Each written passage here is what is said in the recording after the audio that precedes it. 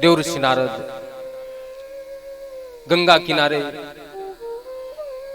आनंद नामक तट पर श्रीमद् भागवत कथा का आयोजन किया। पता चला सनत कुमार आ रहे हैं कथा श्रवण कराने के लिए। सुखदेव जी महाराज के द्वारा वर्णित कथा होने जा रही है।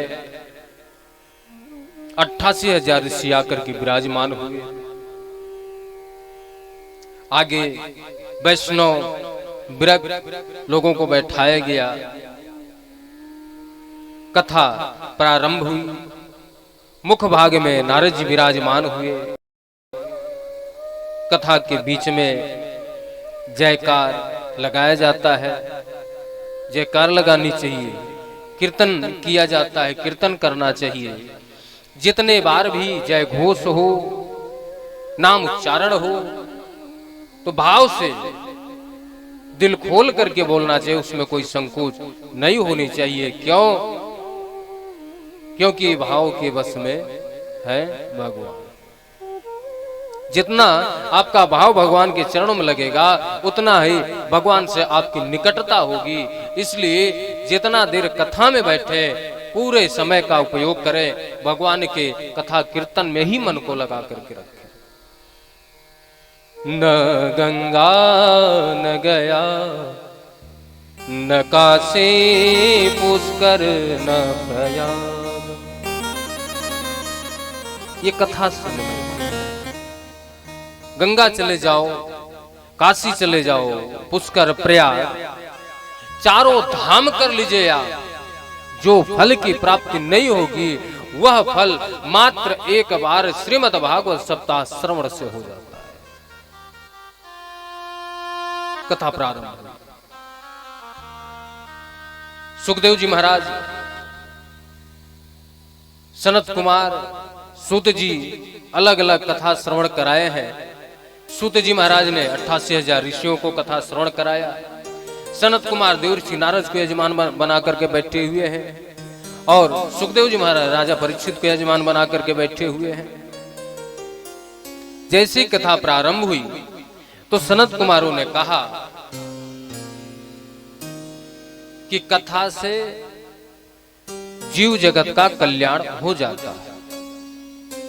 जो जीवन में एक बार भी कथा सुना है उसका कल्याण हो जाता है। अधम से अधम जो महापापी है उसका कथा सुनने से कल्याण हो जाता है। देवर्षि नारद ने कहा कि प्रभु, मान लीजिए जब जिंदा है व्यक्ति उसमें कथा सुन ले, कोई बात नहीं, लेकिन शायद कोई ऐसा अधम हो जीते जी कथा सुन न पाया और मर गया हो, तो उसका कल्याण क्या हो सकता है? उसके कल्याण का क्या कोई उपाय है? कोई महापापी हो, अपने जीवन में कोई धर्म कार्य न किया हो, कभी धर्म कार्य न किया हो और मर जाए, तो क्या उसका कल्याण हो सकता है? कोई उपाय है? बोले हाँ, उपाय है। एक कथा सुनाते हैं सनत कुमार। ए मानवा पाप कृतस्तु सर्वदा सदा दुराचार रता विमार्गा। मनुष्य तन पाकर के सज्जन बनना आसान नहीं होता। बिरला कोई एक सज्जन होता है, साधु होता है, नहीं तो किसी न किसी प्रकार का उसके अंदर विकार अवश्य पाया जाता है। महापापी व्यक्ति है, क्रोधाग्निदग्धा कुटिलाश्च कामिनः सप्ताहनि यज्ञेन कलौ पुनन्दिते। जीवन भर क्रोध किया है, कुटिल है, कामी है, माँ का हत्या किया, बाप का हत्या किया, गुरु का हत्या किया, गाय का हत्या किया।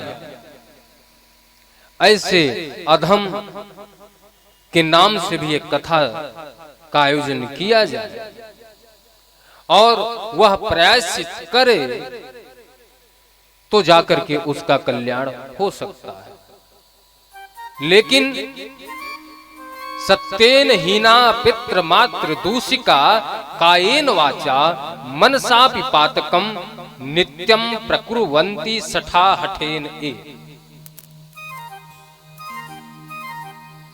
जो माता पिता का हत्या किया हो, गुरु का हत्या किया हो, अपमान किया हो, श्रीमद् भागवत सप्ताह से ही कल्याण उसका नहीं हो सकता। उसको नरक जाना पड़ेगा, प्रायश्चित करना पड़ेगा, दुख तो भोगना पड़ेगा, तभी जाकर के उसका कल्याण हो सकता है। अधम से अधम का कल्याण तो हो सकता है, लेकिन मां बाप का जो अपमान किया हो, जो संतों का अपमान किया हो, ऋषियों का अपमान किया हो, गर्भस्थ शिशु का हत्या किया हो, उसको तो नरक में जाने से कोई रोक नहीं सकता। हाँ, कष्ट मिलेगा, वह प्रायश्चित करे, उसके नाम से कथा रखा जाए। प्रायश्चित करने के बाद, जैसे लोग कहते हैं अजामिल ने मरते समय नारायण नाम लिया, कल्याण हो गया, प्राय यही हम लोग सुने हैं, जबकि ऐसा नहीं है। मरते समय नाम लिया, यमराज के दूतों ने उसके प्राण को छोड़ दिया, फिर से उसने भजन किया, कीर्तन किया, प्रायश्चित किया, तब जाकर के कल्याण हुआ। ऐसा नहीं कि मरते समय बोल दिया और चला गया भगवत धाम। न भुक्ते चेते कर्म जन्म कोट सतैरपि अवश्यो भोक्तव्यम कृतम कर्म शुभा शुभम। आपने जो शुभ अशुभ कर्म किए हैं वो भोगना पड़ेगा। आपने जो पूजा पाठ किया वो मिलेगा, लेकिन जो आपने पाप किया वो भी आपको मिलेगा। इसलिए ये मत सोचना कि कथा सुन लिया तो जो पाप किया है उससे निवृत्त हो जाएंगे, उससे दूर हो जाएंगे। जो पाप किया है उसको भोगना पड़ेगा। महाराज, एक ब्राह्मण देवता है, आत्मदेव नामक ब्राह्मण, उनके घर में सारी खुशी है, समृद्धि है, एक संतान नहीं है, पुत्र नहीं है, चिंतित है। जाकर के किसी सरोवर के किनारे बैठ करके ब्राह्मण देवता विलाप करते हैं। एक संत का आगमन होता है। संत महाराज कहते हैं, ब्राह्मण देवता क्यों विलाप कर रहे हो? अरे बोले, महाराज बुढ़ापे में कोई पानी देने वाला नहीं है, आप लोग कृपा कर दो तो एक पुत्र की प्राप्ति हो जाए। संत महाराज ने ब्राह्मण देवता की ललाट रेखा को देख करके विचार किया तो पता चला इस जन्म क्या 7 जन्म तक इनके भाग्य में कोई पुत्र है ही नहीं, संतान है ही नहीं। लेकिन यह बात यदि उस ब्राह्मण से बता दें तो ब्राह्मण देवता तो आत्महत्या कर लेंगे। समझाया पहले कि प्रभु सुतः कस्य धनम कस्य स्नेहवांजलते स्म। अरे किसका कौन बेटा, किसका कौन बाप, आप भगवान का भजन करो, भजन कीर्तन कीजिए, कल्याण होगा। बोले महाराज इतना बड़ा बैरागी तो नहीं हूं, आप कृपा करो। संत महाराज ने एक फल दिया, बोले ले जाकर के अपनी पत्नी को दे दो।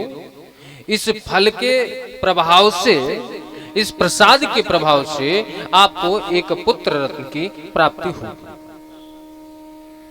फल को लाकर के अपनी पत्नी को दे दी। पत्नी जी थोड़ी कर्कश स्वभाव की थी। कर्कश मतलब आप लोग समझ गए? बोलो राधे राधे। हाँ, झगड़ालू स्वभाव का। देखो इशारा ही काफी होता, जो झगड़ा करता हो समझ जाएगा। कर्कश स्वभाव की है, झगड़ालू स्वभाव की है। उन्होंने विचार किया कि पंडित जी ने फल ला करके दिया है, फल को खाऊंगी, मेरे गर्भ में जीव का आगमन होगा, 9 महीने इतना बोझ लेकर के ढोना पड़ेगा, 9 महीने के बाद बच्चा जन्म लेगा, फिर उसका पालन पोषण, मल मूत्र साफ करना, इतना कौन झंझट को अपने सर पे ले। इससे अच्छा इस फल को मैं नहीं खाती हूँ, बाहर रख दिया, एक गाय ने आकर के उस फल को खा लिया। अब पंडित जी को जवाब क्या देंगे? तो विचार किया कि जब 9 महीने कुछ दिन जब होते हैं, एक संतान, एक पुत्र जब उत्पन्न होता है, उसके कुछ समय निर्धारित है, उस समय अपनी बहन को बुला लूंगी। और संयोग से उसी समय उनके बहन के गर्भ में जीव का आगमन हुआ था। तो 9 महीने कुछ दिन के बाद अपनी बहन को बुला करके उसके पुत्र को मैं गोद ले लूंगी और पंडित जी को मैं बोल दूंगी कि मेरा ही पुत्र है। तो क्या ये बात पंडित जी को पता नहीं चलती? एक ही घर में है, तो क्या पंडित जी को पता नहीं चलता मेरा बेटा है या नहीं? प्रश्न आया। तो संतों ने बताया, सूत जी ने बताया कि जो आत्मदेव नामक ब्राह्मण है, द्वितीय इव भास्कर। कैसे ब्राह्मण है? दूसरे सूर्य के समान। एक तो भास्कर है और दूसरे